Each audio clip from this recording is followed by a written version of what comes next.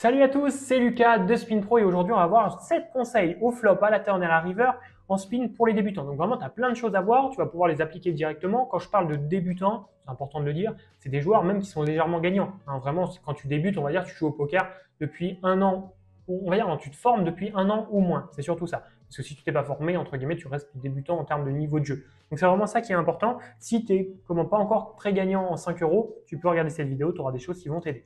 Donc on est parti. Déjà, le premier conseil, c'est quand un reg check raise sur un board à doublette. Si tu es débutant, tu es déjà peut-être un peu perdu, mais je vais t'aider.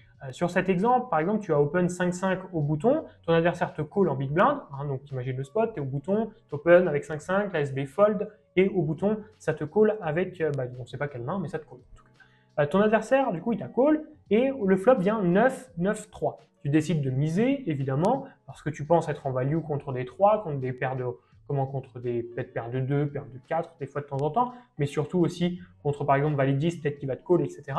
Mais ton adversaire, il trade. Ok, donc là, dans un premier temps, quand on débute, on pourrait dire, purée, peut-être qu'il a le 9, ça fait assez peur.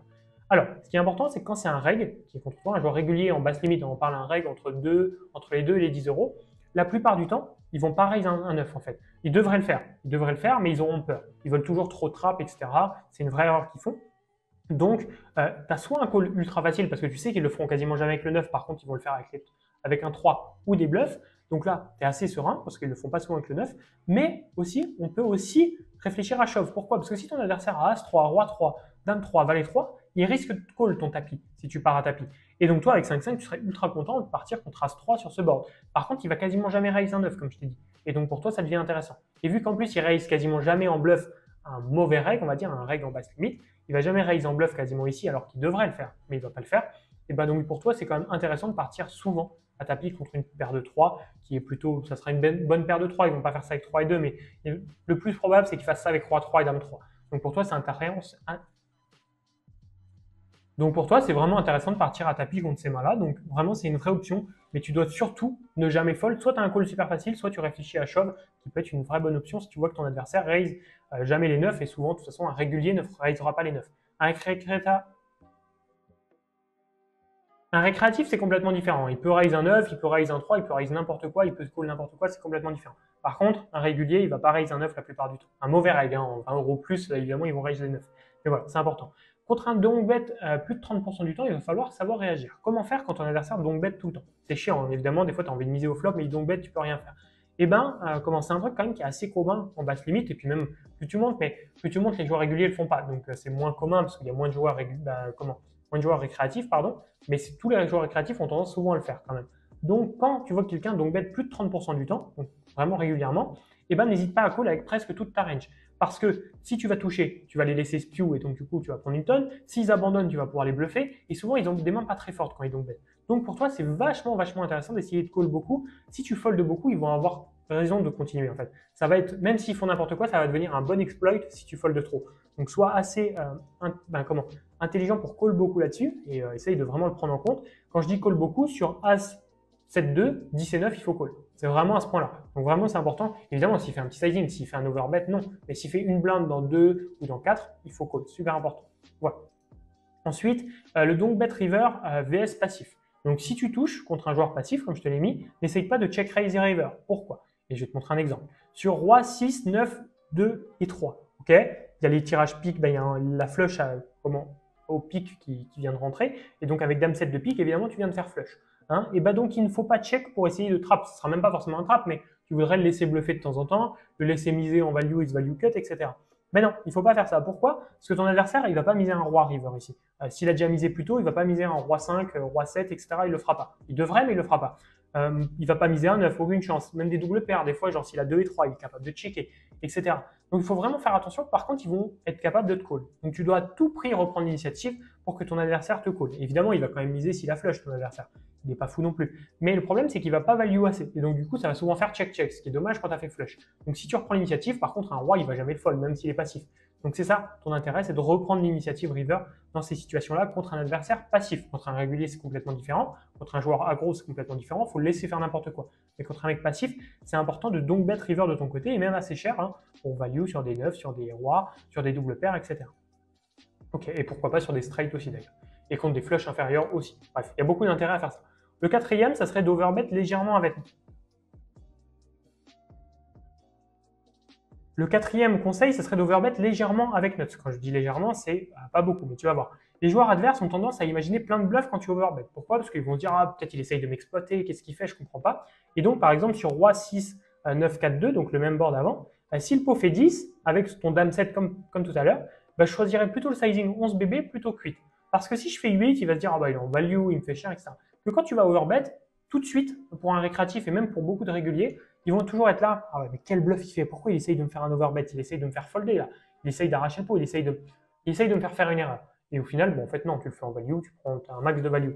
Mais tu vas voir que tu seras légèrement call plus souvent. Alors, pas énorme, hein, on parle de légèrement, mais en plus, tu fais plus cher. Donc, tu gagnes plus quand tu es call et tu es call légèrement plus. On parle de 5-6% en plus. Et donc, ça peut être intéressant de le faire. Il faut faire attention, il faut bien trouver les spots, mais souvent, c'est assez pertinent. Si tu penses que ton adversaire a un 4 ici, ça vaut pas le coup d'overbet, hein, il va pas te call pour autant. Par contre, si tu penses qu'il a un roi, ça vaut vraiment le coup d'overbet parce qu'il ne faudra pas son roi quand tu vas overbet ici. Donc c'est important parce que tu seras call légèrement plus souvent et tu gagneras plus. Donc c'est très intéressant pour toi dans ce cas-là. Ensuite, ce serait de bet gros à la turn. Je vais te faire cet exemple pour vraiment t'expliquer qu'il faut vraiment bet cher et c'est important. Si la carte à la turn est intéressante pour ta main, exemple, tu as roi 10. Le board est 5, 9, 8 et puis la turn c'est un roi. Et bien, je te conseille vraiment de bet 75 à 100% du pot. Pourquoi? Parce que si tu bets une blinde, par exemple, donc 50% du pot ou moins, ton adversaire, pour lui, il peut call un 5, il peut call un 8, il peut call un 9, il peut call presque même une gut shot, il peut call un peu tout. De toute façon, il ne fera pas une vraie erreur. Que si tu fais cher, tu vas le mettre dans un spot difficile où il va être quand même obligé de call avec des paires, des 8, des 9, etc. Mais pourtant, tu vas prendre un maximum de value et tu ne vas pas laisser toucher ses tirages. Et donc là, c'est important. Si tu lui permets de call facilement, sans faire d'erreur, du coup, ton bet, il ne sert à rien. Certes, tu as l'impression d'avoir pris une blinde, mais sur le long terme, tu n'as pas pris une blinde. Sur le long terme, tu l'as laissé juste toucher son tirage et ça n'a servi à rien.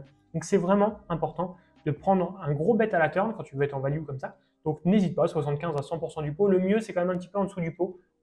Si tu fais pot, ils vont quand même avoir relativement peur. Donc, presque plus intéressant de faire pot en bluff, mais allez, 80%, 75, 90%, ça va être intéressant avec cette main-là, ici sur ce spot-là. Voilà pour ce conseil-là qui est quand même vachement important. Ensuite, le c-bet, ça va être quelque chose d'ultra rentable. Ça, vraiment, il faut le connaître. C'est super, super important. Je vous le dis dès maintenant. Évidemment, si tu es débutant, ça peut te paraître un peu tôt. Mais tu vas voir que c'est un conseil que tu dois savoir appliquer. Quand tu as relancé préflop, tu dois quasiment toujours c-bet. Exemple, tu as open au bouton CT6 suité. Donc, c'est une main correcte. Bon, tu décides de l'open. La SB fold, la big blind call.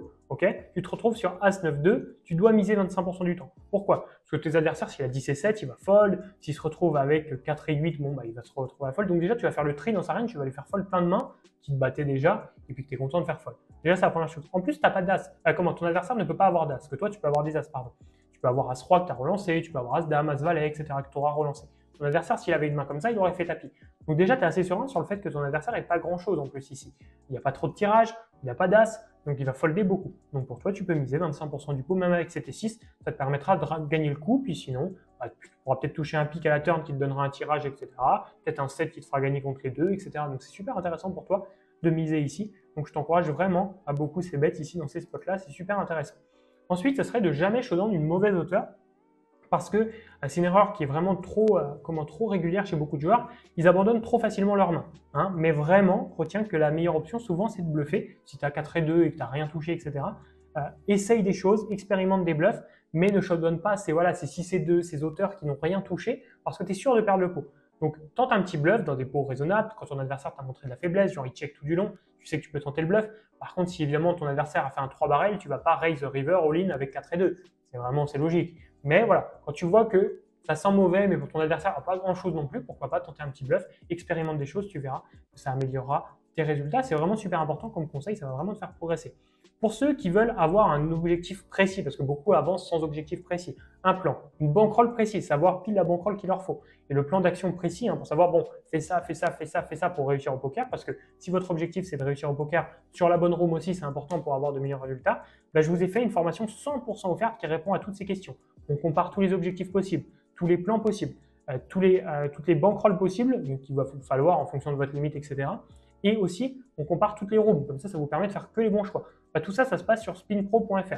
Soit vous le tapez dans votre barre de recherche spinpro.fr, aussi simple que ça, soit vous cliquez sur le premier lien dans la description directement. Vous aurez une formation qui va tout vous expliquer, complètement gratuite, et vous aurez de super résultats avec ça parce que vous aurez le plan d'action pour aller justement plus loin au poker et pour pouvoir atteindre enfin vos objectifs de 500 à 2000 euros par mois, ce qui vaut vraiment le coup évidemment, surtout pour vivre de sa passion.